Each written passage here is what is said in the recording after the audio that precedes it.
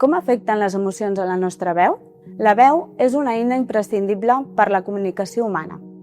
A més de transmetre informació verbal, també transmet una gran quantitat d'informació emocional de la qual no sempre en som conscients.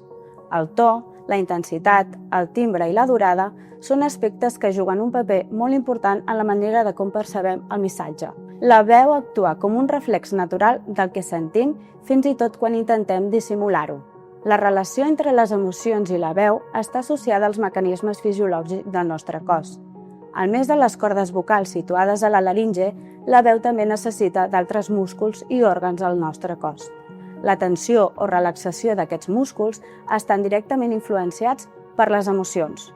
Per exemple, quan sentim por, ansietat, tendim a experimentar tensió al coll, a les cervicals, la qual cosa pot provocar una veu més aguda i temorosa. D'altra banda, quan estem més relaxats, la veu és més estable i fluida. Quines són les principals emocions que impacten directament en la veu? L'estrès i l'ansietat són els dos factors emocionals que més afecten en la veu. La tensió corporal afecta directament a la laringe, els músculs respiratoris i el tracte vocal, produint una veu més tensa, ronca i amb dificultat per ser projectada. Els nervis poden provocar una tremolor en la veu i una respiració més superficial. La depressió i la tristesa, ambdues van acompanyades d'un canvi en el to de la veu. A les persones que les pateixen poden tenir una veu més greu i més monòtona.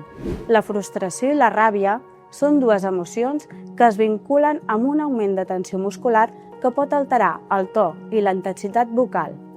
Poden generar una veu més estrident, aguda i incontrolada. La por provoca una reacció fisiològica immediata al cos, activant el sistema nerviós autònom i produint un augment de la freqüència cardíaca, una tensió muscular i una respiració més superficial. La conseqüència d'això és una veu més aguda, entretallada i inclús un bloqueig dificultant no només a la producció vocal, sinó també en l'articulació clara de les paraules. Finalment, l'alegria i la felicitat poden tenir un efecte molt positiu en la veu, amb un timbre vocal més brillant i càlid. La vibració i la ressonància vocal augmenten quan estem més relaxats, fent que la comunicació sigui més clara i fluida. Les emocions també poden afectar la salut vocal a llarg termini. L'estrès, l'ansietat constant o la tensió emocional sostinguda poden ocasionar alteracions com la fatiga vocal o una disfonia.